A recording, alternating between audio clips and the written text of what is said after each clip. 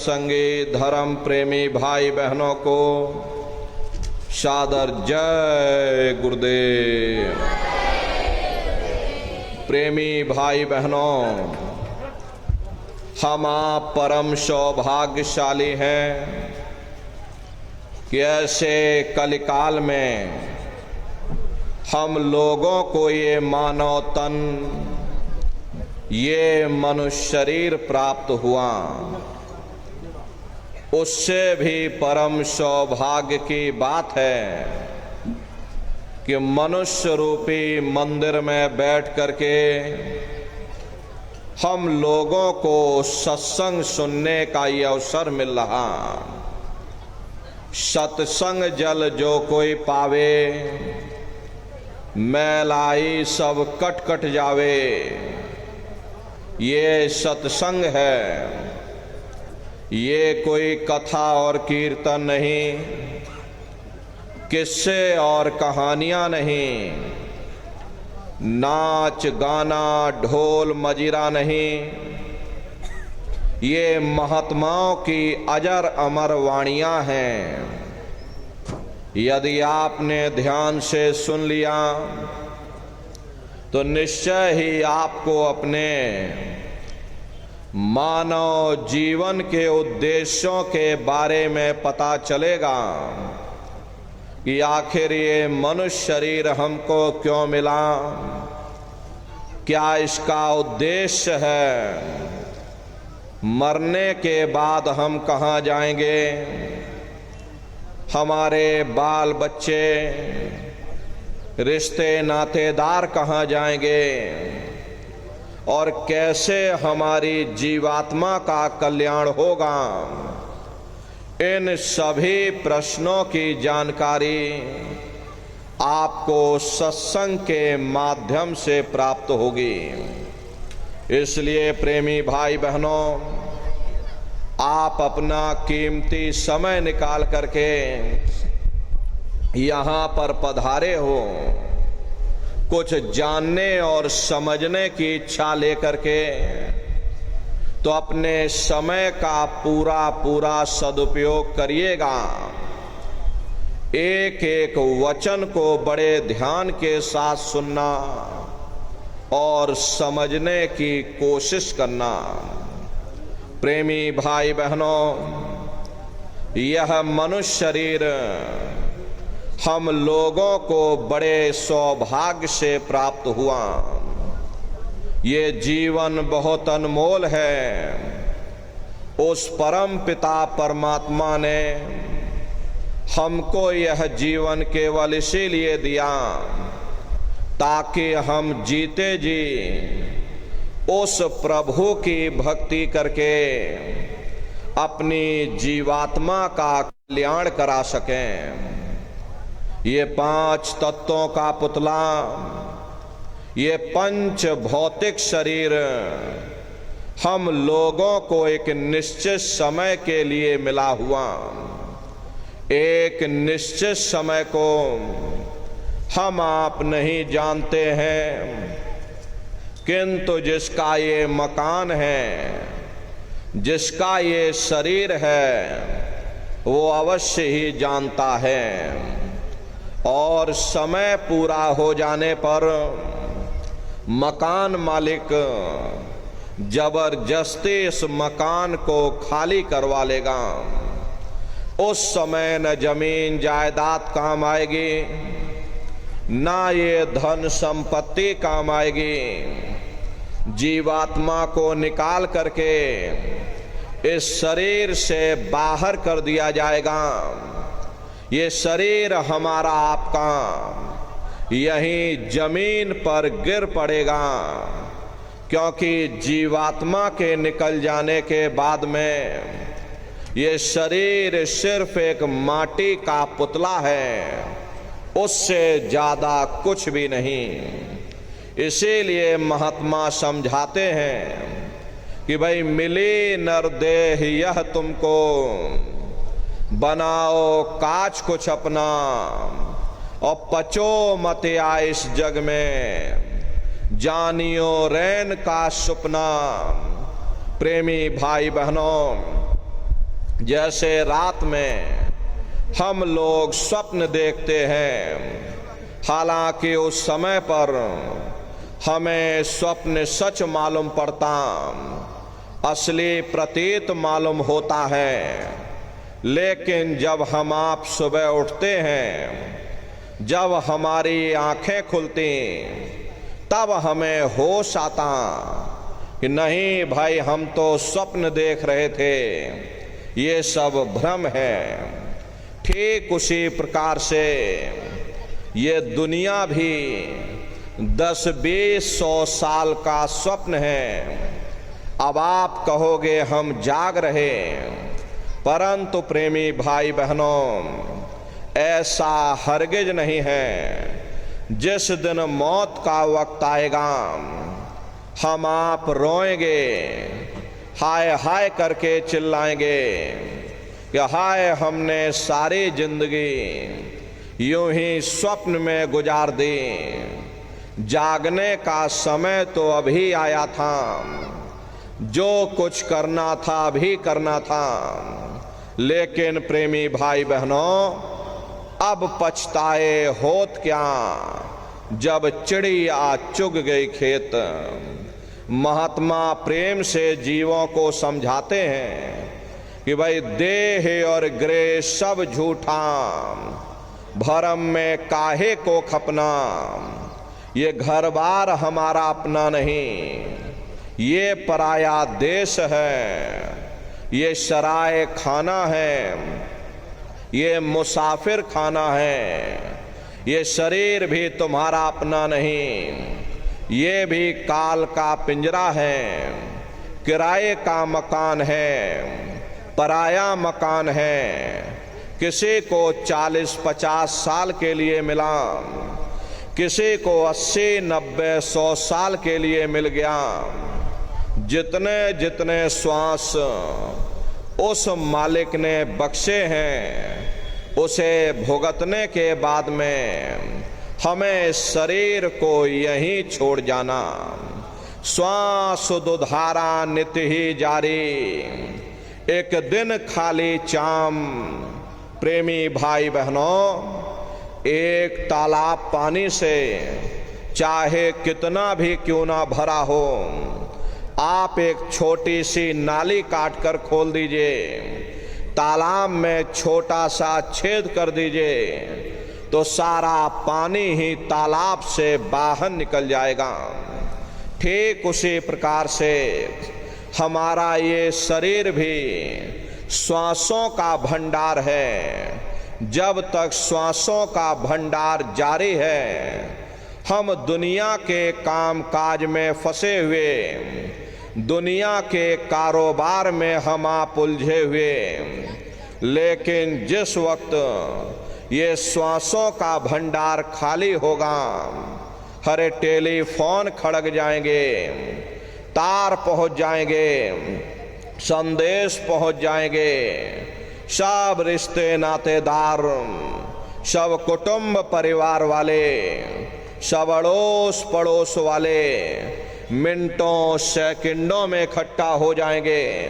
हरे प्रेमी भाई बहनों, जिस शरीर से तुम इतना प्रेम किया करते थे, उसे कोई एक रात भी घर में रखने को तैयार नहीं होता।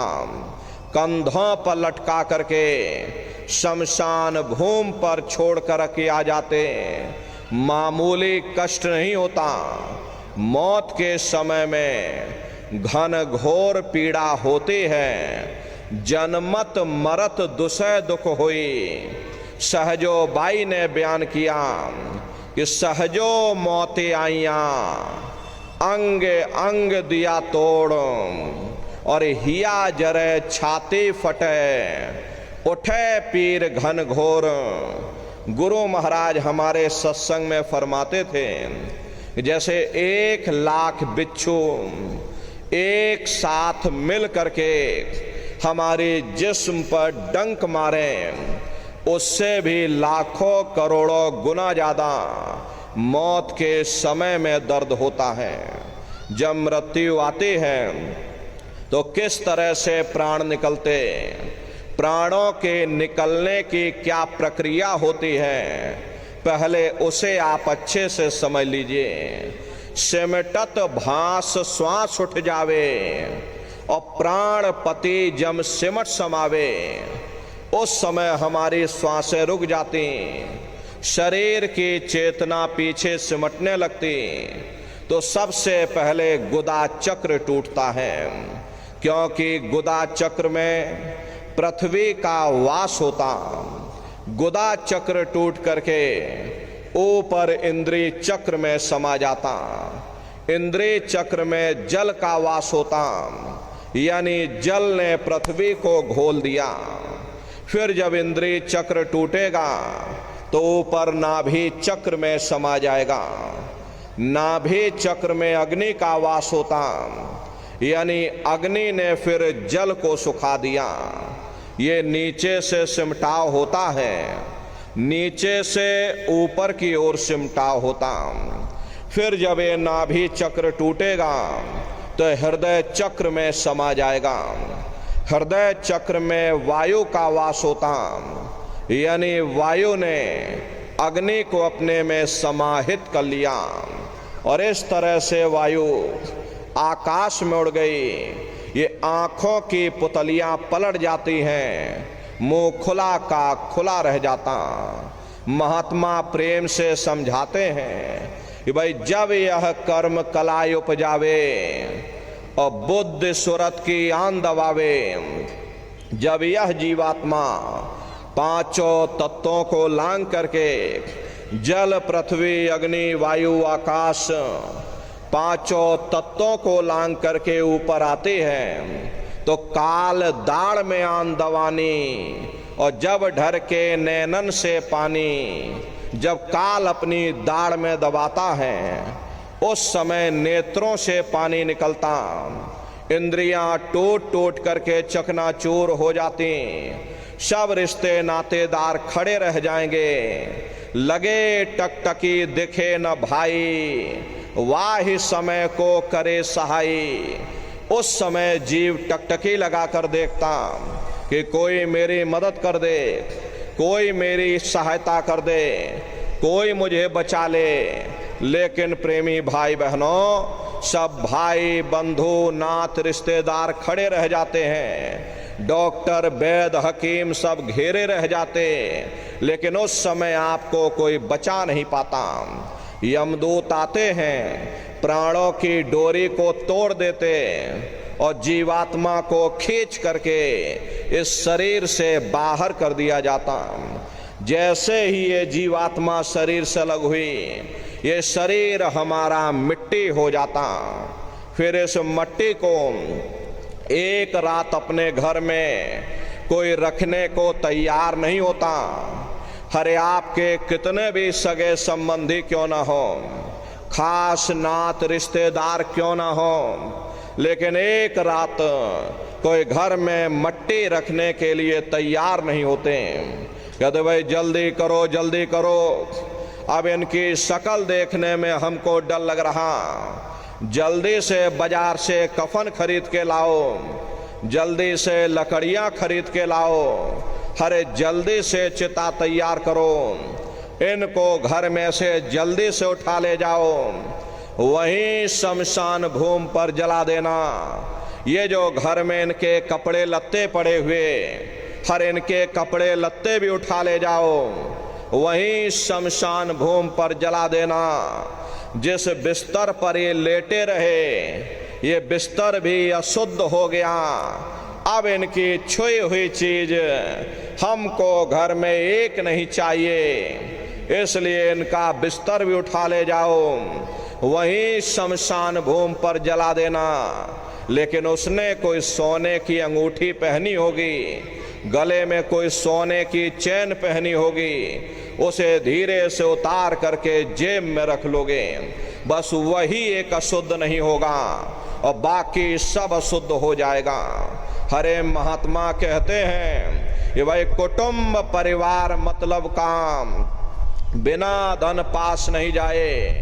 ये रिश्ते नातेदार, ये कुटुंब परिवार वाले, ये सब स्वार्थ के संगी साथी हैं। अरे प्रेमी भाई बहनों, आज तुम्हारी जेब में पैसा है तो सब जैसे तैसे तुमसे रिश्तेदारियां कायम कर लेंगे। आज जेब खाली हो जाए, कोई किसी को याद करने वाला नहीं। 13 दिन बाद 13वीं मना दोगे, लड्डू पूड़ी पकवान बना करके खिला दोगे, फिर जाने वाले को कोई याद नहीं करता। अभी बूढ़े बुजुर्गों से पूछा जाए कि क्या तुमको तुम्हारे माँ बाप की याद आती है, तो कहेंगे भाई नहीं आती। अरे क्यों नहीं आती? तुम्हारे माँ बाप थे, तुमको पाला पोसा बड़ा किया, खुद बेचारे भूखे रहे होंगे, तुम्हारा पेट पाला होगा, तुमको तुम्हारे माँ बाप की याद क्यों नहीं आती? क्योंकि तुम्हारे सामने तुम्हारे लड़के बच्चे हो गए, तुम्हारे नाती पोता पंती और संती हो गए, इसलिए तुम अपने माँ बाप की यादों को धीरे धीरे भूल गए और नई यादों में धीरे धीरे बस गए। ऐसे ही प्रेमी भाई बहनों, एक दिन सब तुमको भी भूल जाएंगे, कोई किसी को याद करने वाला नहीं। ये कहानी तो शमशान भूमि पर समाप्त हो गई। उधर देखो क्या होता, तुम्हारी जीवात्मा को ले जा करके ऊपर धर्मराज की कचहरी में पेश कर दिया जाएगा। वहां पलक झपकते ही तुम्हारे अच्छे बुरे कर्मों का हिसाब किताब हो जाएगा। धर्मराज तुमको सजा सुना देंगे, ले जाओ इनको फलाने नरक में डाल दो, क्योंकि मैंने इनको मौका दिया था जब ये माँ के गर्भ में उल्टे लटके हुए थे, सिर इनका नीचे था, पैर इनके ऊपर थे। उस समय इन्होंने मुझसे प्रार्थना की थी कि हे मालिक, मुझे एक बार ये मनुष्य शरीर दे दो, हम भजन करेंगे, भक्ति करेंगे, हम अपनी जीवात्मा का कल्याण करेंगे। तो मैंने इनकी प्रार्थना को स्वीकार कर लिया और इनको मैंने ये मनुष्य शरीर दे दिया और कह करके मैंने भेजा था कि भाई ये मनुष्य शरीर ये किराए का मकान है, ये तुम्हारा अपना नहीं है। अगर ये तुम्हारा अपना होता तो हमेशा तुम्हारे पास रहता। ये तुम्हारा अपना नहीं, ये मैंने तुमको कुछ समय के लिए किराए का मकान दिया है। हाँ, तुम अपनी जीवात्मा को मेरे किराए के मकान में बैठा करके और मालिक की भक्ति करके अपनी जीवात्मा का कल्याण करा लेना। मैंने कुछ समय के लिए तुम सबको ये किराए का मकान दिया है। जब समय पूरा होगा मैं अपने सिपाहियों को भेजूंगा, उस समय पर तुम मेरे मकान को खाली कर देना। लेकिन इतना ध्यान रखना कि जैसा साफ सुथरा मैंने तुमको ये किराए का मकान दिया, वैसा ही साफ सुथरा तुम मुझको वापस लौटाना। लेकिन इस किराए के मकान में बैठ करके इन्होंने अच्छे बुरे कर्म कर डाले, मेरे किराए के मकान को इन्होंने अपने कर्मों से गंदा कर दिया, इसलिए कर्मों की सजा इनको मिलेगी। ले जाओ इनको फलाने नरक में डाल दो। अरे महात्मा कभी झूठ नहीं बोलते। महात्माओं ने जब साधना किया और साधना करके जब ऊपर गए और ऊपर जा करके जब उन्होंने नरकों का हाल देखा, तो हमारी आपकी जानकारी के लिए उन्होंने धर्म ग्रंथों में लिख दिया, लोह के खम्भ तपत के माही, और जहां जीव को ले चिपटाई वहां लोहे के खंबे अग्नि से धधक धधक कर लाल हो रहे। ऐसे खोटे जीवों को उन खम्भों में चिपटाया जाता। जीव हाय हाय करके तड़फता है, तड़फ तड़फ जीव जुलम बुखारी, और तपत खम्भ दुख उपजे भारी। असहनी वेदना होती, असहनी दुख दर्द होता, जीव वहां रोता और चिल्लाता रहता। लाखों लाख योजन मील तक तुम्हारे रोने और चिल्लाने की आवाज नरकों से होकर के गुजरती है, लेकिन प्रेमी भाई बहनों वहां कोई तुम्हारी पुकार सुनने वाला नहीं, कोई तुम्हारी दर्द भरी आवाज को सुनने वाला नहीं। हरे महात्मा कहते हैं कि नर के अनेक और हैं, कहाँ लग कहो बखान, दुख भोगते यह जीव जो जाने जो भोग समान।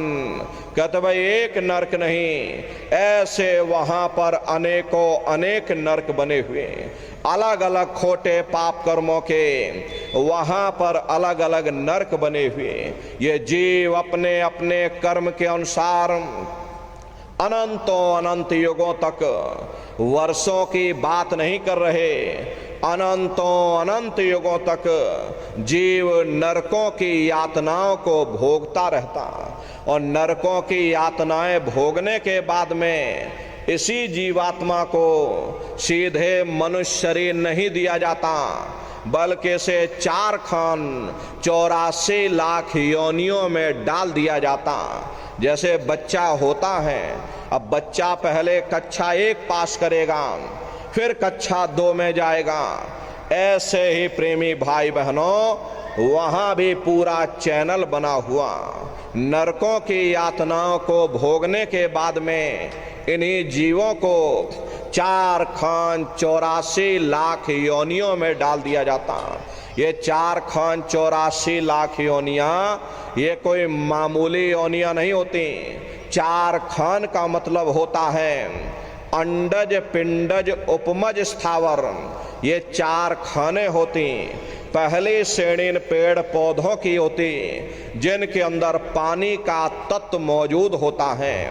कभी ये भी मनुष्य हुआ करते थे, लेकिन आज अपने कर्मों का भोग पा रहे एक जगह पर बेचारे खड़े हुए। दूसरी श्रेणी कीड़े मकोड़ों की आती है जिनके अंदर पृथ्वी और अग्नि का तत्व मौजूद होता।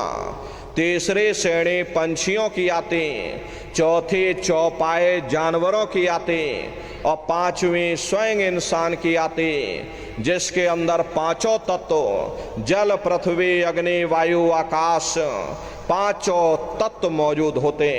प्रेमी भाई बहनों, ये 4 खाने हैं, इनकी अलग अलग कुल 84 लाख योनियां होती हैं। अब आप पेड़ पौधों को देखिए तो छौकर का पेड़ अलग है, नीम का पेड़ अलग है, पीपल का पेड़ अलग है। ऐसे ही अलग अलग प्रजातियों के कीड़े मकोड़े, अलग अलग प्रजातियों के पशु पंछी, कुल मिलाकर के 84 लाख योनियां हैं। हम दुनिया के जीव नरकों की यातनाओं को भोगने के बाद में इन्हीं 84 लाख योनियों में डाल दिए जाते हैं। मामूली कष्ट नहीं होता। अरे हमको आपको गर्मी लग गई तो हम लोग छाया में आ गए, सर्दी लग गई कंबल रजाई ओढ़ लिया, भूख लग गई रोटी खा ली, बीमार हो गए अस्पतालों में चले गए, अपना अपना इलाज करवा लिया। लेकिन देखो उन जानवरों को, क्या गर्मी, क्या सर्दी, क्या बरसात, एक एक रोटी के टुकड़े के लिए बेचारे दर बदर भटकते रहते। किसी का हाथ कट गया, किसी का पैर कट गया, किसी को जीते जी काट डाला, मुर्गी की गर्दन ही मरोड़ डाली। अरे उनको भी दर्द होता। मादा बिच्छू होती है, मादा बिच्छू की मौत कैसे होती? मादा बिच्छू जब अपने बच्चे को जन्म देती है, उसी के बच्चे अपनी भूख को मिटाने के लिए अपनी माँ की पीठ पर चढ़ जाते हैं और उसी के मांस को नोच नोच करके खाते हैं। वो तड़फती रहती है, कराहती रहती है, लेकिन जब तक हड्डी हड्डी न बच जाए उसके बच्चे अपनी माँ की पीठ से नीचे नहीं उतरते। ऐसे न जाने कितने जीव जंतु इस संसार में भरे पड़े हुए। अरे कई जन्म भय कीट पतंगा, कई जन्म भय मीन कुरंगा, कई जन्म पंखी सर्पयो, कई जन्म है वर वृक्ष जोयो, मिल जगदीश मिलन की वरिया और चिरंकार यह देश सजरिया। करोड़ों करोड़ युगों से हम आप नरकों की यातनाओं को भोगने के बाद में फिर कभी कीड़े पतंगों की योनि में, कभी पेड़ पौधों की योनि में, तो कभी पशु और पंछियों की योनि में डाल दिए जाते हैं। प्रेमी भाई बहनों, 84 लाख योनियों की सबसे जो आखिरी योनि होती है वो गाय और बैल की योनि होती। गाय स्त्री का रूप लेती और बैल पुरुष का रूप लेते। ये 84 लाख योनियों की सबसे आखिरी योनि यानी कि अंतिम पायदान होता है। उसके बाद तब जाकर के हम लोगों को दोबारा फिर से मनुष्य शरीर प्राप्त होता। इसीलिए कहा गया कि बड़े भाग्य मानुष तन पाया, कोट जन्म जब भटका खाया। कोटान कोट जन्म जन्मांतरों तक अलग अलग योनियों में भटकने के बाद में तब बड़े सौभाग्य से हम लोगों को ये मनुष्य शरीर प्राप्त हुआ।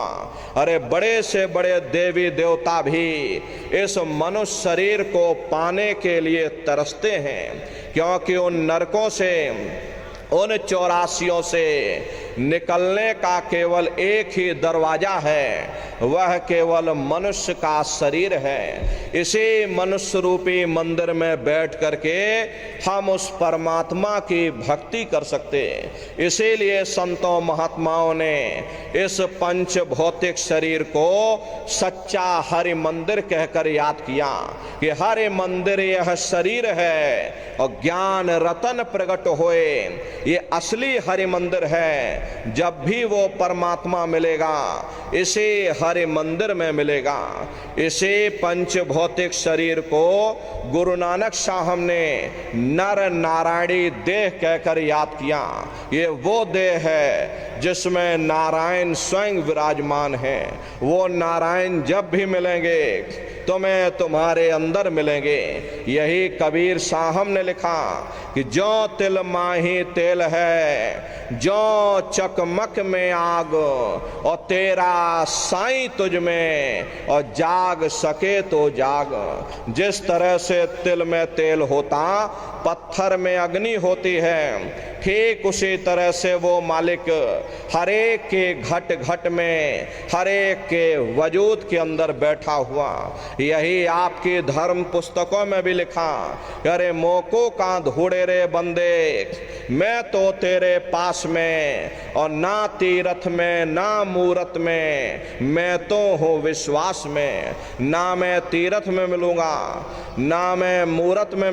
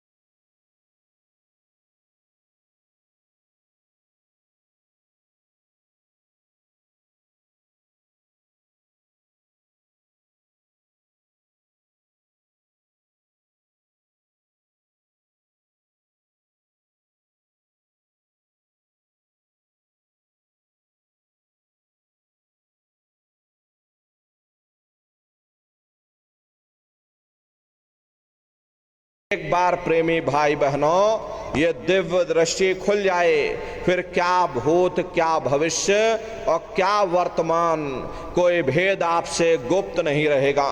लाखों वर्ष पहले क्या हुआ था और भविष्य में क्या होने वाला है, आप बैठ करके और ध्यान में सब कुछ देख सकते हो। तो यह है ध्यान करने का तरीका। और तीसरा है भजन। गाने बजाने का नाम भजन नहीं है, नाच गाना ढोल मजीरा का नाम भजन नहीं है। भजन कहते हैं उस रूहानी आवाज को सुनना, उस देववाणी आकाशवाणी को सुनना जो 24 घंटे तुम्हारे अंदर गूंज रही। कैसे भजन करोगे जरा अच्छी तरह से समझ लीजिए। ये दोनों उंगली कानों में डाल करके ये कानों को बंद कर लेना। कान इसीलिए बंद किए जाते हैं ताकि बाहर की कोई आवाज हमको सुनाई ना पड़े। अपनी सुविधा से बैठिएगा, कुर्सी पर चाहे कुर्सी पर बैठ जाओ, सोफे पर चाहे सोफे पर बैठ जाना, या कोई तकिया इस तरह से रख लेना और दोनों कोहनी यहाँ रख करके दोनों उंगली कानों में डाल करके ये कानों को बंद कर लेना। बहुत सी हमारी माताएं बहनें हैं, बूढ़े बुजुर्ग हैं, अरे भाई आपके घुटनों में दर्द होता है, रीढ़ की हड्डी में दर्द होता, अब आप बैठ करके नहीं कर पाते हो तो आप लेट करके भजन करिएगा। ऐसे सीधे लेट जाना और लेटे लेटे आंख और कान को बंद कर देना।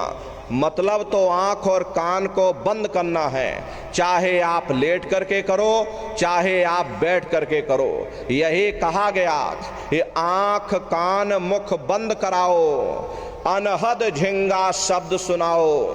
यानी पहले अपनी आंख को बंद करो, अपने मुख को बंद करो, दोनों उंगली कानों में डाल करके ये कानों को बंद कर लो और ऊंचे से ऊंचा ध्यान दे करके उस आवाज को सुनने की कोशिश करो। प्रेमी भाई बहनों, जब आप अपने कानों को बंद करके ऊंचा ध्यान दे करके सुनोगे तो आपको ऐसा अनुभव होगा कि कहीं सीटी जैसी आवाज हमारे कानों में गूंज रही है। टी, इस तरह से सीटी जैसी आवाज शुरू में आप सभी को सुनाई पड़ेगी। शाम को अपने अपने घरों में जाकर बैठिएगा, ये कानों को जरा बंद कर लेना, गौर से अंतर में आवाज को सुनिएगा। सीटी जैसी आवाज आप सभी को सुनाई पड़ेगी। करना कुछ नहीं है, लेटे हो चाहे बैठे हो, बस आप उस आवाज को सुनते रहना और सुनते सुनते उसी में लीन हो जाओ। जब आप उसमें लीन हो जाओगे तो कुछ समय बाद में दोबारा आपको अनुभव होगा कि कहीं बड़ी दूर से एक महीन आवाज, घंटे और शंख की आवाज हमारे कानों में बज रही। जैसे मंदिरों में घंटियां बजती हैं, टन टन टन, तो बाहर तो आपने नकल किया। महात्माओं ने कहा था ये शरीर तुम्हारा सच्चा हरि मंदिर है, इसे हरि मंदिर के अंदर 24 घंटे वो घंटे और शंख की आवाज हो रही। उसी घंटे शंख की आवाज को महात्माओं ने शब्द कहा। आपकी धर्म पुस्तकों में लिखा है कि पोथी पढ़ पढ़ जग मुआ, पंडित भया न कोई, 2.5 अक्षर प्रेम का, पढ़े सो पंडित होई। दुनिया वाले कहते हैं कि 2.5 अक्षर का मतलब प्रेम है, प्रेम नहीं है, प्रेम में तो मात्रा लगी हुई। यहाँ पर जिस 2.5 अक्षर का वर्णन उन महात्माओं ने किया था वो है शब्द सा, आदा, बा और दा। उसी शब्द को महात्माओं ने नाम कहा।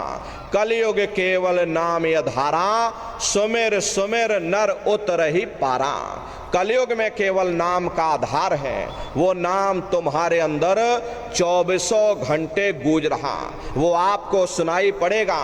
लेकिन शुरुआती समय में आपको ऐसा मालूम पड़ेगा कि कहीं बड़ी दूर पर घंटियां बज रही, टन टन टन, लेकिन सुनाई हर एक को पड़ेगी। प्रेमी भाई बहनों, जब घंटे और शंख की आवाज आपको सुनाई पड़ने लग जाए, तब आप उस आवाज को पकड़ लेना, उसको सुनने लग जाना। जब आप उसको सुनने लग जाओगे तो वो आवाज धीरे धीरे बढ़ना शुरू होगी, और बढ़ते बढ़ते इस कदर बढ़ेगी प्रेमी भाई बहनों, ये आपके रोम रोम में घंटे और शंख की आवाज गूंजने लग जाएगी। बड़े घनघोर आवाज होती है, बड़े मधुर वो आवाज होती। ये जो दुनिया के आप संगीत सुनते हो, उस रूहानी संगीत के सामने ये दुनिया के संगीत कुछ नहीं है। जब आप उस रूहानी संगीत को सुनोगे, इतना भारी आनंद आपके ऊपर छा जाएगा, इतनी खुशी आपको होगी, ऐसा नशा आपके ऊपर चढ़ जाएगा या आप सारी दुनिया को भूल जाओगे। प्रेमी भाई बहनों, शंकर भगवान को वही नशा चढ़ा था। शंकर भगवान कोई गांजा भांग नहीं पीते थे। ये तो हमने आपने शंकर भगवान को भी बदनाम कर दिया कि शंकर भगवान गांजा भांग पीते थे, तो चलो हम भी गांजा भांग पिएंगे। लेकिन नारियों, शंकर भगवान ने कभी गांजा भांग नहीं पिया। शंकर भगवान जिस नशे में लीन रहते थे, वो नाम का नशा था, वो ध्यान का नशा था, वो भक्ति का नशा था। जब आप उस आवाज को सुनोगे तो आपको भी वो नशा चढ़ जाएगा, क्योंकि उस आवाज में चुंबक है। जब आप उस आवाज को सुनोगे तो वो आवाज आपको अपनी ओर खींचेगी, और जब खिंचाव होगा तो जीवात्मा का फैला हुआ प्रकाश 9 दरवाजों से सिमटने लगेगा। अब ये 9 दरवाजे कौन कौन से हैं? देखो प्रेमी भाई बहनों, अच्छी तरह समझिएगा, ये बहुत बड़ा विज्ञान है। दुनिया का विज्ञान जब समाप्त हो जाएगा तो ये विज्ञान प्रारंभ होगा। तो 9 दरवाजे कौन कौन से हैं? 2 आंख, 2 कान, 2 नाक के सुराख, 1 मुंह और 2 मलमूत्र का रास्ता।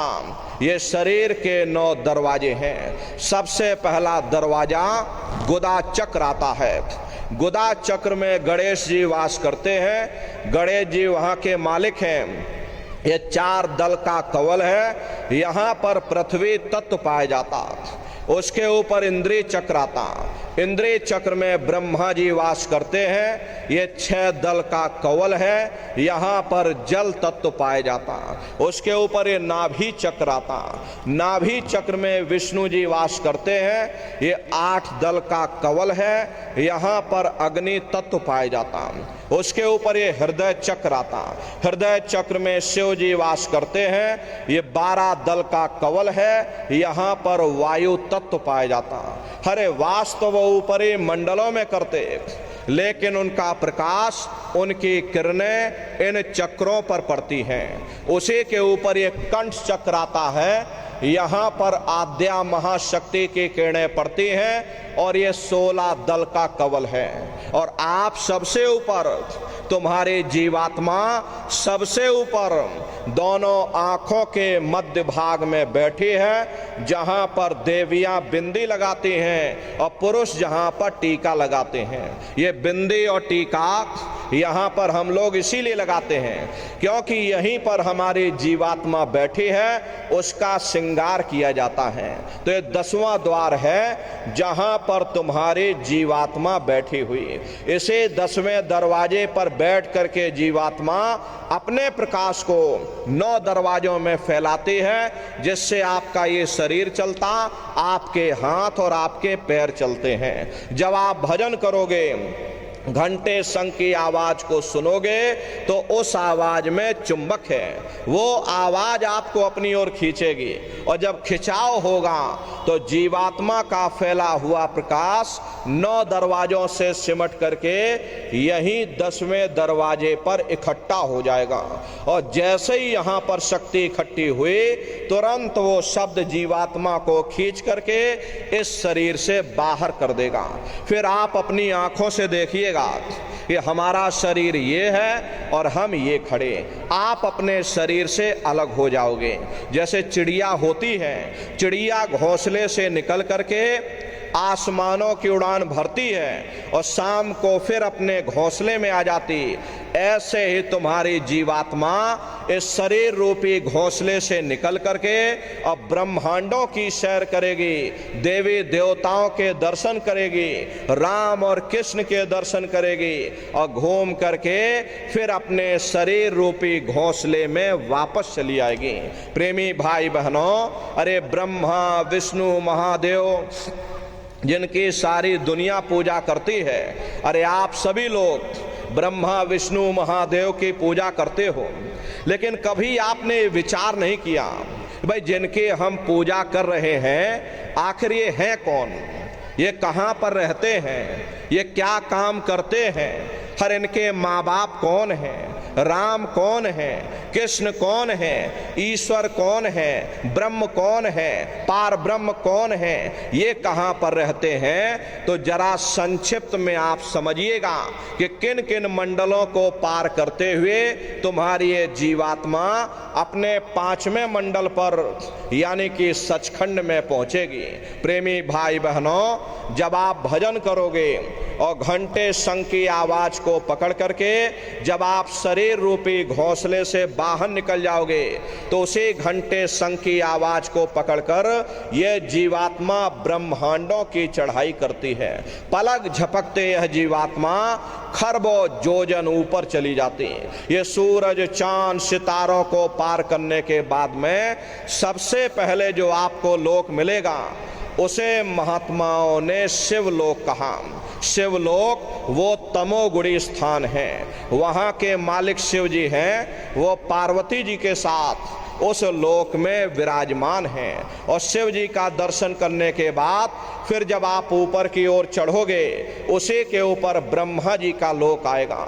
ब्रह्मा जी का लोक वो रजोगुणी स्थान है, वहाँ के मालिक ब्रह्मा जी हैं, वो गायत्री सावित्री और सरस्वती के साथ उस लोक में विराजमान है। और ब्रह्मा जी का दर्शन करने के बाद में फिर घंटे शंख की आवाज को पकड़ करके फिर जब आप ऊपर की ओर चढ़ोगे उसी के ऊपर विष्णु लोक आएगा। विष्णु लोक वो सतोगुणी स्थान है, वहाँ के मालिक विष्णु जी हैं, उनका बड़ा मनमोहक स्वरूप है। उनकी 4 भुजाएं हैं और चारों भुजाओं में शंख गदा पद्म और चक्र सुशोभित हैं। और आप क्षीर सागर में लक्ष्मी जी के साथ विराजमान। ये तीनों देवता ब्रह्मा विष्णु और महादेव अपने अपने लोक में बैठ करके राज्य कर रहे।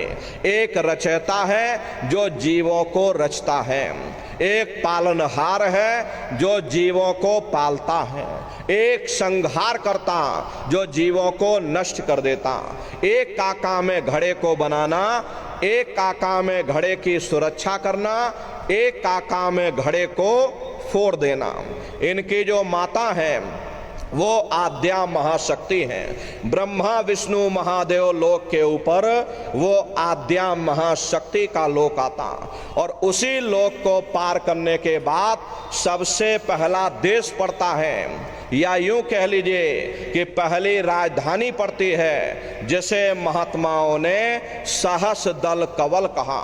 वो राजधानी है, ये ब्रह्मा विष्णु महादेव के जो लोक हैं उस राजधानी के अंतर्गत आने वाले जिले हैं। आप इस तरह से समझिए जैसे आपके राजस्थान की राजधानी जयपुर है, भीलवाड़ा आपका जिला है, इसी तरह प्रेमी भाई बहनों वो सहस दल कवल राजधानी है।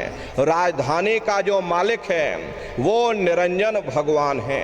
ये ब्रह्मा विष्णु महादेव ये निरंजन भगवान के ही पुत्र हैं और ये आद्या महाशक्ति ये निरंजन भगवान की अर्धांगिनी है। और निरंजन भगवान स्वयं तीनों लोकों के मालिक हैं। उन्हीं को त्रिलोकीनाथ कहा जाता, हिंदू उन्हीं को परमात्मा कहते, मुसलमान उन्हीं को खुदा कहते, ईसाई उन्हीं को गॉड कहते। घंटे और शंख की आवाज जो हर इंसान के अंदर गूंज रही वो आवाज उन्हीं के मुखार बिंद से हो रही। निरंजन भगवान का जो स्वरूप है वो ज्योतिष स्वरूप है। 1000 बातें की अखंड ज्योति वहां पर बराबर जल रही। अरे हम आप मंदिरों में ज्योत जलाते हो, ये तो हम आप उसकी नकल करते हो। महात्माओं ने आपको चिन्ह बता दिया, भाई उनका ऐसा स्वरूप है, तो हम लोग यहाँ पर नकल करने लगे। इस जोत में तेल की जरूरत पड़ती, बाती की जरूरत पड़ती, लेकिन वो अखंड ज्योति ऐसी है जिसमें ना तेल की जरूरत है और ना बाती की जरूरत है। पलटू साहब ने जिक्र किया कि उल्टा कुआ गगन में और तिसमें जरे चिराग, और तिसमें जरे चिराग, बिना रोगन बिन बाती, और 6 ऋतु 12 मास जरत रहे दिन राती, और सतगुर मिले जो होए ताहि की नजर में आवे, और बिन सतगुर नहीं कोई वाह को दर्शावे। वो अखंड ज्योति ऐसी है जिससे पूरा ब्रह्मांड प्रकाशवान हो रहा। जितनी भी अवतारी शक्तियां आई, राम आए, राम को वहीं से नीचे उतारा गया। इसीलिए उस देश को अयोध्या नगरी या कौशलपुर देश कहा गया। अरे गोस्वामी जी महाराज जब साधना करके वहां पहुंचे, तभी गोस्वामी जी महाराज ने रामचरित्र मानस में लिख दिया कि मोदयो नैन त्रिशत में भयो, पुन चितवत कौशलपुर गयो। जब मैंने अपनी आंख, बाहर की आंख बंद की, मेरी अंतर की आंख खुल गई और मैं क्या देख रहा हूं, मैं कौशलपुर देश में पहुंच गया। मोहे विलोक राम मुस्काई। मुझे देख करके राम भगवान प्रसन्न हो गए। उन्होंने ऊपर जाने का मुझे रास्ता दे दिया। मैं ऊपर जा करके क्या देख रहा हूं कि उधर माज सुन अंडज राया, देखे बहु ब्रह्मांड निकाया, अति विचित्रता लोक अनेका, रचना अधिक एक तेका। विचित्र विचित्र भांत के वहां पर लोक बने हुए, एक से सुंदर एक सोने के वहां महल बने जिनकी शोभा अवर्णीय है। प्रेमी भाई बहनों, वो राम भगवान का देश है, वो असली अयोध्या नगरी है। जब आप वहां पहुंचोगे, वहां की रचनाओं को देखोगे, देखते ही रह जाओगे। ये क्या ईश्वर की लीला है, कैसे उसकी कारीगरी है, अनंत उसकी सत्ता है, अनंत ही उसका प्रकाश है। हरे प्रेमी भाई बहनों, उसी आनंद को पा करके बड़े बड़े राजे महाराजाओं ने अपने राज काज पर ठोकरें मार दी और जंगलों में जा करके नंगे हो करके नाचने लगे। मीराबाई को जब ये दौलत मिल गई, मीराबाई ने लिख दिया, मैं मिल जाए पाए पीऊ अपना, तब मेरे पीर बुझानी, और मीरा सुरत शब्द सहलानी। प्रेमी भाई बहनों, बहुत से महात्मा ऊपर गए। प्रेमी भाई बहनों, उन्होंने अपनी धर्म पुस्तक में लिख दिया, ये अचरज देखा भारी साधो, अचरज देखा भारी रे, और बिना बजाए निस्दिन बाजे, घंटा शंख नगारी रे, और बहरा सुन सुन मस्त होते हैं, तन की खबर बिसारी रे, और बिन भूमि के महल बना है, तामे ज्योति उजारी रे, और अंधा देख देख सुख पावे, और बात बतावे सारी रे, और जीता मरकर फिर जी जावे, बिन भोजन बलधारी रे, और ब्रह्मानंद संत जन बिरला, कोई समझे बातें हमारी रे। प्रेमी भाई बहनों, वो राम भगवान का देश है, वो असली अयोध्या नगरी है। राम जी का दर्शन करने के बाद फिर तुम्हारी ये जीवात्मा दूसरे मंडल के शब्द को पकड़ करके और दूसरे मंडल की चढ़ाई करेगी। शाम तज श्वेत को गहना, सुरत को तान धुन सुनना, और बंक के द्वार धस बैठो, और त्रिकुटी जाए कर लेना। उसी के ऊपर दूसरा देश आता जिसे महात्माओं ने त्रिकुटी देश कहा। वहां के जो मालिक हैं वो ब्रह्म हैं, वहीं से मन और माया की उत्पत्ति हुई। वहीं से 3 गुण, रजोगुण, तमोगुण, सतोगुण, तीनों गुणों की उत्पत्ति वहीं से हुई। ये जो आपके वेद हैं, अरे वेदों को सारी दुनिया पढ़ती है, वेदों की भी उत्पत्ति उसी स्थान से हुई है। महात्मा कहते हैं कि त्रिकुटी महल में विद्या सारा, धनहर गरजे बजे नगारा, और लाल वरण सूरज उजियारा। वहां पर 2 धुनें, बादलों की गर्जन और मृदंग की आवाज। वहां पर बराबर गूंजती रहती हैं। जैसे राम भगवान के देश में घंटे और शंख की आवाज गूंजती है, ऐसे ही दूसरे मंडल पर यानी कि ब्रह्म के देश में बादलों की गर्जन और मृदंग वहां पर बजता रहता, ओम का जाप बराबर वहां होता रहता। प्रेमी भाई बहनों, ब्रह्म का जो स्वरूप है लाल वरण सूरज उजियारा, ये सूरज कुछ नहीं, ऐसे लाखों लाख सूर्य इकट्ठे करोगे तो वहां का एक सूर्य बनेगा। ब्रह्म का जो स्वरूप है वो सुबह के लाल सूर्य के समान है, इसीलिए वहां का पूरा ब्रह्मांड लाल है। जहां तक आपकी निगाह जाएगी ब्रह्म देश में चारों तरफ आपको लाल ही लाल नजर आएगा। महात्मा जब साधना करके वहां पहुंचे तभी महात्माओं ने लिख दिया, लाली मेरे लाल की और जित देखूं तो लाल, और लाली देखन में गई और मैं भी हो गई लाल।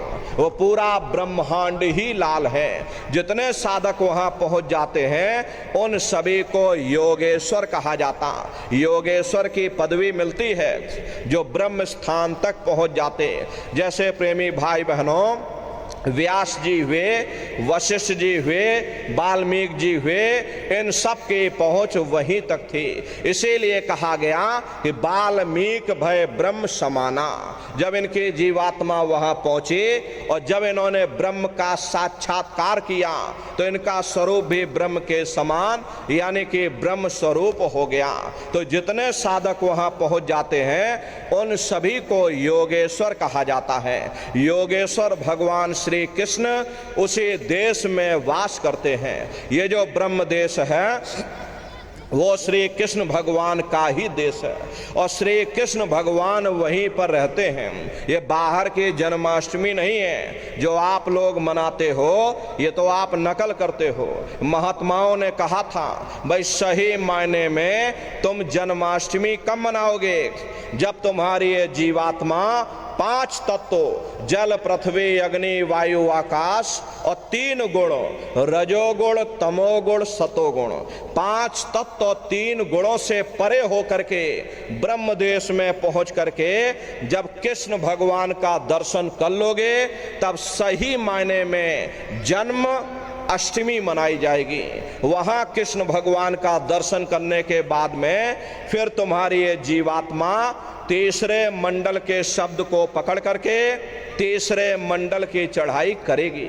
आगे पहुंची सुन झंकार, ररंकार धुन सुनी पुकार, आगे श्वेत शून्य है भाई और मान सरोवर पैठ नहाई। उसी के ऊपर तीसरा देश आता जिसे महात्माओं ने शून्य देश कहा, उसी को रारंग देश कहा जाता, उसी को अक्षर और नेति कहा जाता। वहां के जो मालिक हैं वो रारंग पुरुष यानी कि पार ब्रह्म पुरुष हैं। वहां किंगरी और सारंगी 2 धुनें उस लोक में गूंजती रहती हैं। पार ब्रह्म पुरुष का जो स्वरूप है वो पूर्णमासी के चंद्रमा के समान बड़ा ही मनमोहक स्वरूप है। इसी स्थान पर प्रेमी भाई बहनों एक बहुत बड़ा अमृत का सरोवर बना जिसे महात्माओं ने मान सरोवर कहा। जब तुम्हारी ये जीवात्मा उस मान सरोवर में स्नान कर लेगी तो जन्म जन्मांतरों के मेले पाप कर्म साफ हो जाएंगे। अरे यहाँ के पानी से तुम्हारे कर्मों की सफाई नहीं होने वाली, ये बाहर का पानी तुम्हारे शरीर के मैल को धो सकता, लेकिन जो पापों का मैल है जो अंतःकरण में ये कर्मों की जो गंदगी जमा वो जब साफ होगी जब आप तीसरे मंडल पर पहुंच करके उस गंगा में डुबकी लगाओगे। उसमें स्नान करने के बाद में ये जीवात्मा हंस रूप हो जाती है। हंसन मिले हंसा हो जाई, मिले जो अमी हारा है। जीवात्मा का खुद का प्रकाश उस अमृत के सरोवर में स्नान करने के बाद में 16 सूर्य के बराबर बराबर हो जाता। तो फिर यही जीवात्मा चौथे मंडल के शब्द को पकड़ करके चौथे मंडल की चढ़ाई करती है। दो पर्वत के संग निहारो और भंवर गुफा ते संत पुकारो। दो पर्वतों को पार करने के बाद वो बड़ा सुंदर देश आता, जैसे महात्माओं ने भंवर गुफा कहा। वहां के जो मालिक हैं वो सोहंग पुरुष हैं। सोहंग पुरुष का दर्शन करने के बाद में ताके परे धाम सतनामा और बीन बजे सतलोक ठिकाना। सोहंग देश के ऊपर वो पांचवा देश आता, जैसे महात्माओं ने सचखंड देश कहा। वो सचखंड देश अजर अमर अविनाशी सदा एक रस रहने वाला देश है। वहां न काल है, न कर्म है, न दुख है, न संताप है, न पुण्य है, न पाप है। जो जीवात्माएं वहां पहुंच जाती हमेशा के लिए जन्म मरण के बंधनों से आजाद हो जाती। वहां के जो मालिक हैं वो सतपुरुष भगवान हैं, जिनके रोम रोम में खरबों खरब सूरज चांद सितारे प्रकाशवान।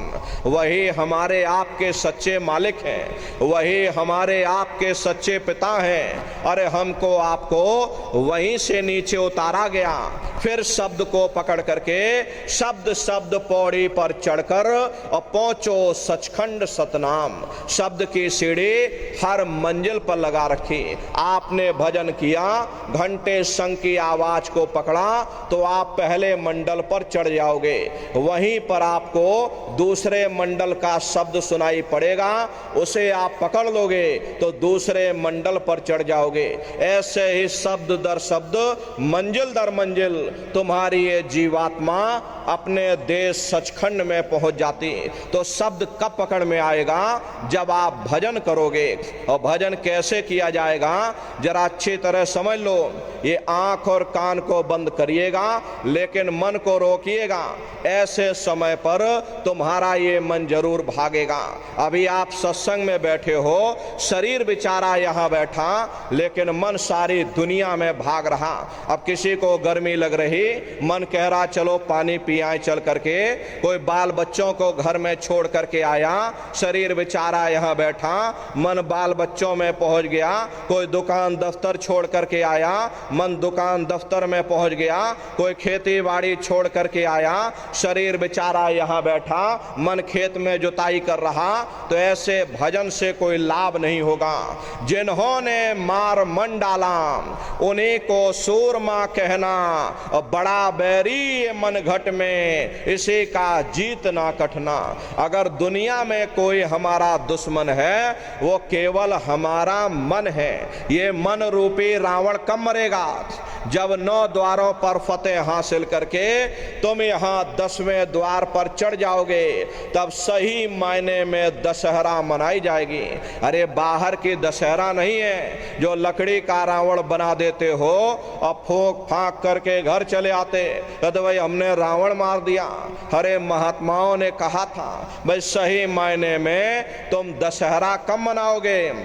जब 9 द्वारों पर फतेह हासिल करके तुम यहाँ 10वें द्वार पर चढ़ जाओगे, तब सही मायने में विजय दशमी मनाई जाएगी।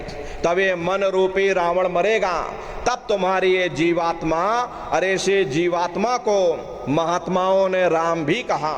अरे आपके धर्म पुस्तकों में लिखा है, एक राम दशरथ का बेटा, एक राम घट घट में लेटा, एक राम का सकल पसारा, एक राम है सबसे न्यारा। एक वो राम है जो अयोध्या के वासी हैं, और एक राम घट घट में लेटे, यानी हमारी आपकी जीवात्मा जो हर एक के अंदर मौजूद है। महात्माओं ने कहा भाई एक वो राम है, और एक राम का सकल पसारा, यानी पहले स्थान के मालिक वो निरंजन भगवान, जिनको दुनिया त्रिलोकीनाथ कहती है, जिनका ये पूरा पसारा पूरा संसार है। महात्माओं ने कहा भाई एक वो राम है और एक राम है सबसे न्यारा, पांचवें स्थान के मालिक वो सतपुरुष भगवान जो हमारे आपके सच्चे पिता हैं। महात्माओं ने कहा भाई एक वो राम है, तो महात्मा तो उस राम की महिमा गाते।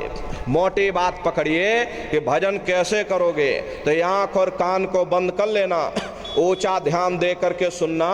शुरू में सीटी जैसी आवाज आप सभी को सुनाई पड़ेगी, उसे पकड़ लेना, सुनते रहना, सुनते सुनते उसी में लीन हो जाना। जब आप उसमें लीन हो जाओगे तो कुछ समय बाद में दोबारा आपको अनुभव होगा कि कहीं बड़ी दूर से एक महीन आवाज, घंटे और शंख की आवाज हमारे कानों में बज रही। जब घंटे शंख की आवाज आपको सुनाई पड़ने लग जाए तब आप सीटी की आवाज को छोड़ देना और घंटे शंख की आवाज को पकड़ लेना। एक बार प्रेमी भाई बहनों आप उस आवाज को पकड़ लो, फिर वो आवाज आपको नहीं छोड़ेगी, खींच करके शरीर से बाहर कर देगी। फिर रोज आना, रोज जाना, रोज ब्रह्मांडों की सैर करना, रोज देवी देवताओं के दर्शन करना, रोज राम और कृष्ण के दर्शन करना और घूम करके फिर अपने शरीर रूपी घोंसले में वापस चले आना। तो सुमरन, ध्यान और भजन तीन क्रियाएं आपको बताई गई। रास्ता सच्चा है, आप करोगे आपको अनुभव होगा, दिखाई भी पड़ेगा, सुनाई भी पड़ेगा। लेकिन इतना ध्यान रखिएगा, जो भी आपको दिखाई सुनाई पड़े अपने अंदर हजम करिएगा, नित्य नियम से करिएगा, नागा नहीं होने पाए। अरे आप शरीर को भोजन देखो देते हो, सुबह दोपहर शाम आप खाते रहते, लेकिन कभी आपने विचार नहीं किया ये जीवात्मा जो जन्म जन्मांतरों से भूखी प्यासी बैठी है, अरे जिसकी ताकत से तुम्हारा ये शरीर चल रहा, तो कभी अपनी जीवात्मा को आपने भोजन नहीं दिया। अरे इसका भोजन शब्द है, इसका भोजन नाम है। अपना ये नियम बनाओ कि पहले अपनी जीवात्मा को भोजन देंगे, फिर अपने शरीर को भोजन देंगे। अगर ये नियम आपका बन गया तो आपका लोक भी बन जाएगा और आपका परलोक भी बन जाएगा।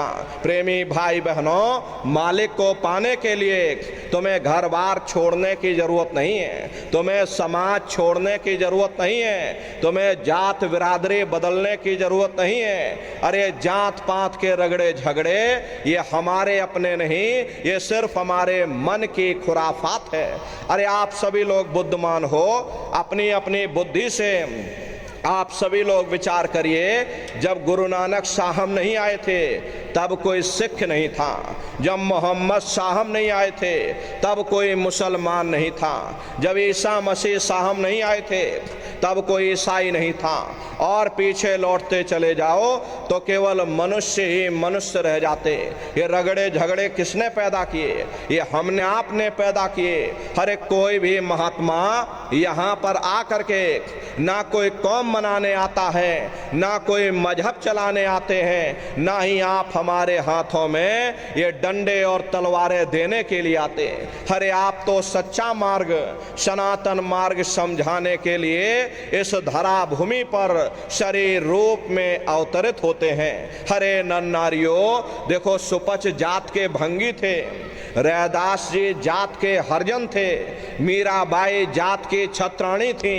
अगर वे सब उस मालिक को प्राप्त कर सकते हैं तो आप भी उस मालिक को प्राप्त कर सकते हो।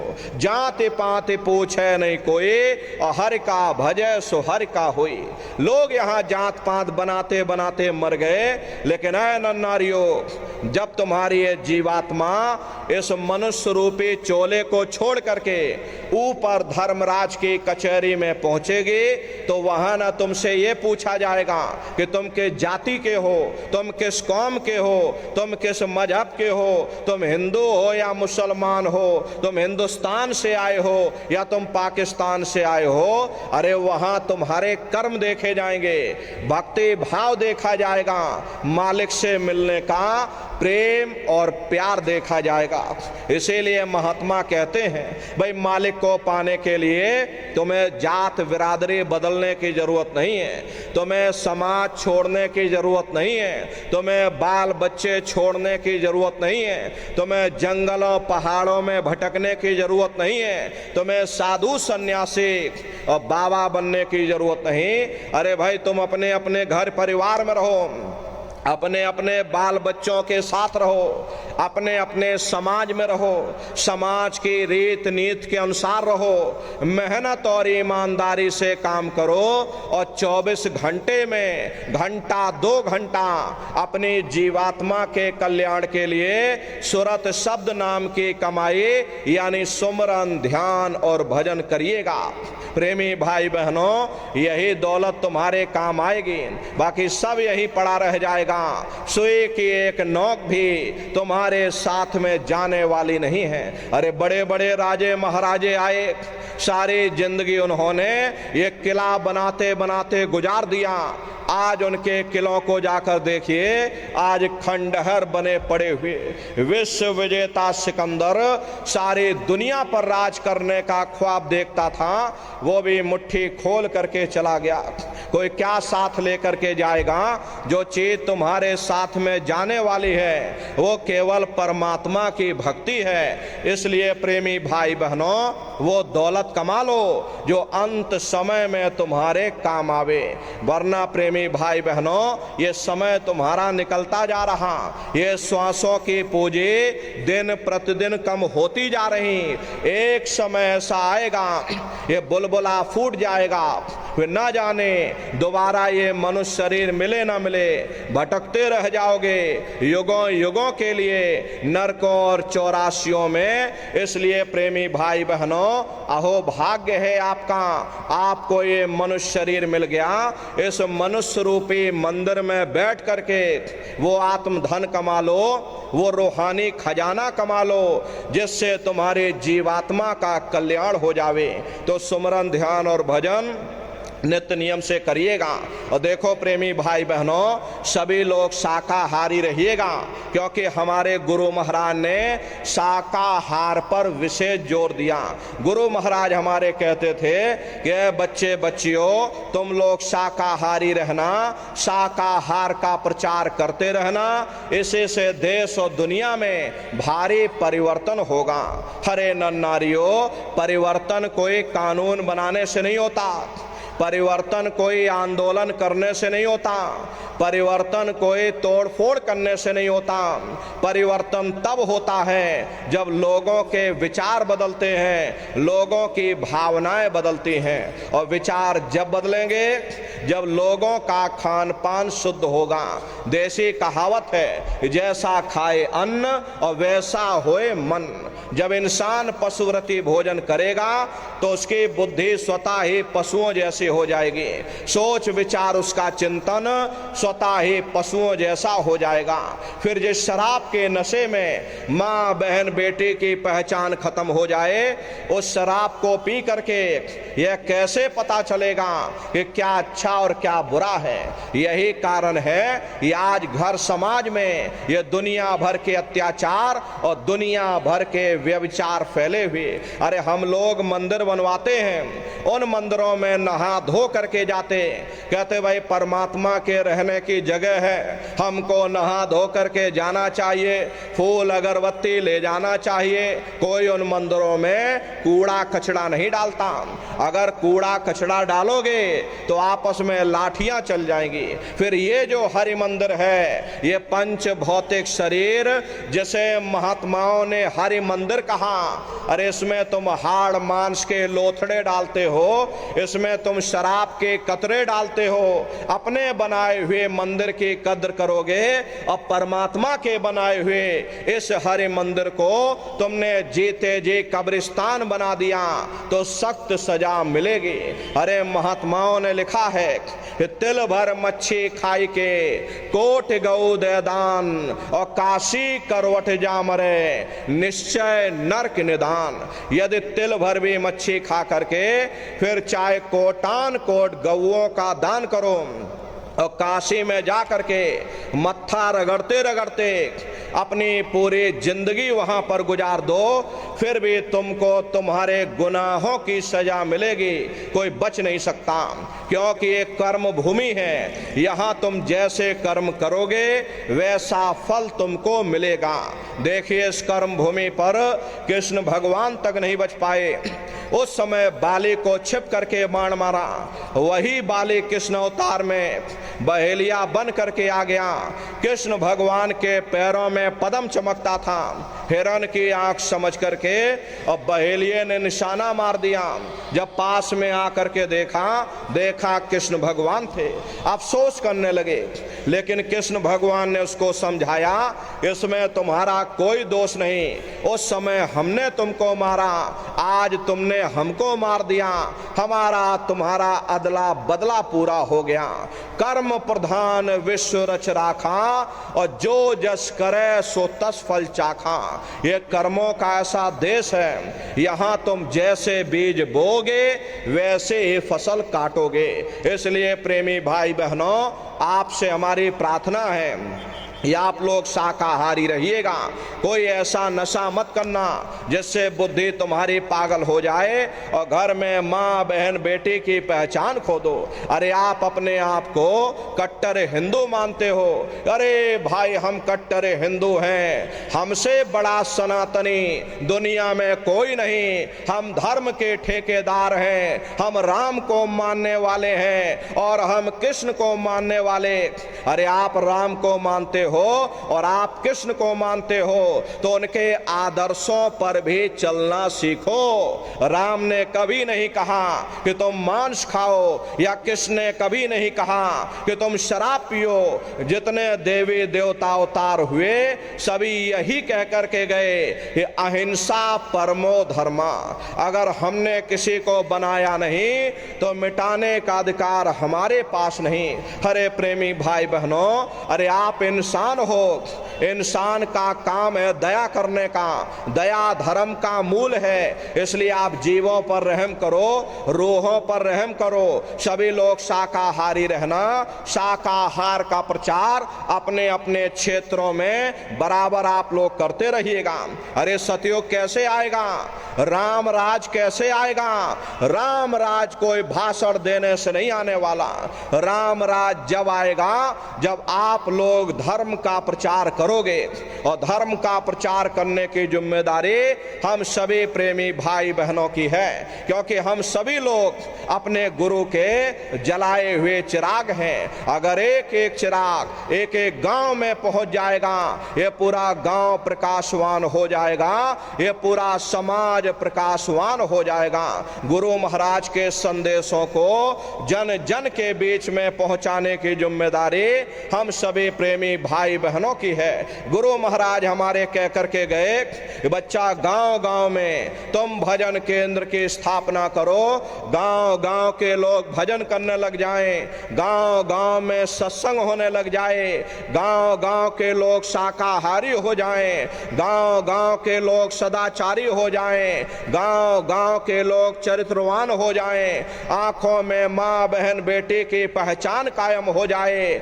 जब हमारा गांव बदल जाएगा, ये पूरा समाज बदल जाएगा, निश्चय ही कलयुग में सतयुग आ जाएगा।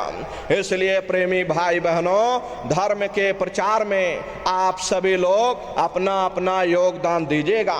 देखिए हमारे गुरु महाराज परम संत बाबा जय गुरुदेव जी महाराज ने एक अच्छे समाज के निर्माण के लिए, चरित्रोत्थान के लिए, लोगों को शाकाहारी और सदाचारी बनाने के लिए 116 वर्ष की आयु तक अथक मेहनत और परिश्रम किया।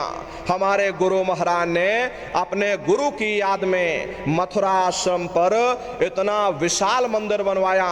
गुरु महाराज हमारे कहते थे, बच्चा मंदिर का वो देवता वहां पर बैठ करके बरकत बांट रहा, अरे आप लोग आइए, वहां कोई रुपया पैसा नहीं चढ़ा चढ़ाया जाता, कोई चंदा चुटकी नहीं। अरे आप लोग आए मंदिर के देवता के सामने अपनी एक बुराई को चढ़ा दीजिए। वहां पर बुराई चढ़ाई जाती है कि हम आज से मांस मछली नहीं खाएंगे, हम आज से अंडा शराब का सेवन नहीं करेंगे, हम आज से झूठ नहीं बोलेंगे, हम आज से किसी को धोखा नहीं देंगे। अरे आप अपनी एक बुराई चढ़ा दो, आपकी एक मनोकामना पूरी होगी। ऐसा वरदानी मंदिर गुरु महाराज ने अपने गुरु की याद में मथुरा आश्रम पर बनवाया है। उन्हीं की याद में ये पावन भंडारे का कार्यक्रम 20 दिसंबर से और 24 दिसंबर तक मथुरा आश्रम पर मनाया जाएगा। तारीख आप लोग याद रखिएगा, 20 दिसंबर से और 24 दिसंबर तक ये भंडारे का कार्यक्रम होगा। तो आप सभी लोग पधारिएगा। देश के कोने कोने से दसियों लाख की संख्या में सत्संगी प्रेमी भाई बहन मथुरा दरबार में पधारते हैं और उनके रहने ठहरने के लिए वहाँ टेंट रावटी डेरे जिले बाई जिले लगाए जाते हैं। भोजन पानी के लिए जिले बाई जिले वहाँ पर भंडारे भी चलते हैं। हजारों हजार की संख्या में बराबर भंडारे चलते रहते। अपना बहुत बड़ा आश्रम है, करीब करीब 10 किलोमीटर के व्यास में अपना आश्रम बना हुआ, वहीं पर एक कार्यक्रम होता है। अपने आश्रम पर गुरु महाराज की एक छोटी सी गौशाला भी है। गुरु महाराज के पास में कुल 2 गाय थी। 2 गायों का ही इतना बड़ा परिवार है कि आज के समय में करीब करीब 3000 गाय हैं और 3000 के ऊपर सांड हैं। गौशाला अलग है, नंदीशाला अलग है। किसी को बाहर नहीं भेजा जाता, क्योंकि गुरु महाराज हमारे कह कर गए कि बच्चा इनको यहीं रखना, यहीं सेवा पानी करना, अगर बाहर भेज दोगे अरे लोग मार देंगे, काट देंगे। इसीलिए चाहे गाय हो या चाहे बैल हो, हमारे यहाँ किसी को बाहर नहीं भेजा जाता। गायों के लिए अलग से गौशाला है, सांडों के लिए अलग से नंदीशाला बनी। उसी के बगल में अपना एक बहुत बड़ा विद्यालय भी है, जिसमें करीब करीब 2,500 से 3,000 बच्चे निःशुल्क विद्या अध्ययन करते हैं। कॉपी किताब पढ़ाई लिखाई बिल्कुल निःशुल्क है। प्रेमी भाई बहनों, आप पधारिएगा। अब ये भंडारे के कार्यक्रम में आप सभी प्रेमी भाई बहन सपरिवार सादर आमंत्रित हैं। अपने बच्चों को भी लेकर के आइएगा। हम लोग ये सोचने लगते हैं अरे बच्चों को क्या करेंगे ले जाकर, ये बच्चे छोटे हैं, इनको घर में रहने दो, इनको पढ़ाई लिखाई करने दो, अभी इनकी पढ़ाई लिखाई की उम्र है। ये सत्संग सुनना, ये भजन पूजा पाठ करना, ये तो हम लोगों का काम है। इन बच्चों को घर पर पढ़ाई लिखाई करने दो। प्रेमी भाई बहनों, यहीं पर हम आप धोखा खा जाते। अरे पढ़ाई लिखाई जरूरी है, हम ये बात आपकी मानते हैं कि आज के समय में शिक्षा बहुत जरूरी है। अरे हमको भी गुरु महाराज ने पढ़ाया लिखाया, हम कोई अंगूठा छाप नहीं, गुरु महाराज ने हमको भी पढ़ाया लिखाया। लेकिन प्रेमी भाई बहनों, पढ़ाई लिखाई के साथ साथ अच्छे संस्कार भी जरूरी है। और संस्कार कोई MA BA की डिग्री करने से नहीं पढ़ते, संस्कार कोई डिप्लोमा करने से नहीं पढ़ते। अगर MA BA की डिग्री करने से बच्चों के अंदर संस्कार पड़ जाते तो हिंदुस्तान में इतने वृद्धाश्रम न खोले गए होते। अरे संस्कार पढ़ेंगे महात्माओं के वचनों से, संस्कार पढ़ेंगे सत्संग के माध्यम से। ये बच्चे देश के भविष्य हैं। इन बच्चों के अंदर अच्छे संस्कार डालना ये समय की बहुत बड़ी मांग है। अरे आज के समय में बच्चों के अंदर संस्कार की कमी देखी जा रही, वरना पहले के समय में अकेले माँ बाप अपने 4-4 बच्चों को पाल लेते थे। लेकिन आज के समय में वही 4-4 बच्चे, वही MA BA और डिग्री और डिप्लोमा किए हुए बच्चे अपने माँ माँ बाप को रोटी नहीं खिला पा रहे, शादी हो जाती है, घर परिवार बांट करके रख दिया, जमीन जायदाद बांट करके रख दी, चूल्हा चौका बांट करके रख दिया, यहाँ तक कि माँ बाप को भी बांट करके रख दिया। 10 दिन तुम हमारे घर में छोड़ दो और 10 दिन बाद तुम अपने घर में ले जाना है। नर नारियों, ये संस्कारों की बहुत बड़ी कमी है। ऐ माताओं बहनों, ये बच्चे तुम्हारी धरोहर हैं, ये बच्चे तुम्हारी पूंजी हैं। अपनी पूंजी को संभाल करके रखिए, इनको आप बचपन से तैयार करिए, इनको अच्छी शिक्षा देना, इनको अच्छे संस्कार देना, इनको शाकाहारी बनाना, इनको सदाचारी बनाना, इनको चरित्रवान बनाना, और इनको भी तुम राम और कृष्ण बना दो। यही बच्चे बड़े हो करके माँ बाप का नाम रोशन करेंगे, घर और समाज का नाम रोशन करेंगे।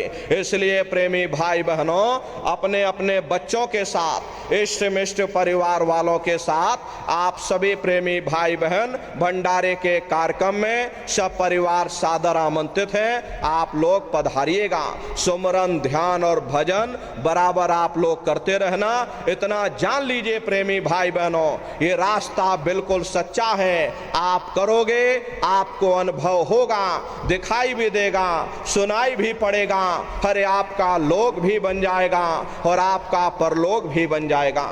इसी के साथ अब हम अपनी वाणी को विराम देते हैं। आप लोगों ने अपना कीमती समय हमको दिया, इसके लिए आप सभी प्रेमी भाई बहनों को बहुत बहुत साधुवाद है। कहने सुनने में यदि हमसे कोई गलती हुई हो, अरे हम तो छोटे हैं, आप सभी लोग हमारी माताएं, बहनें, बूढ़े बुजुर्ग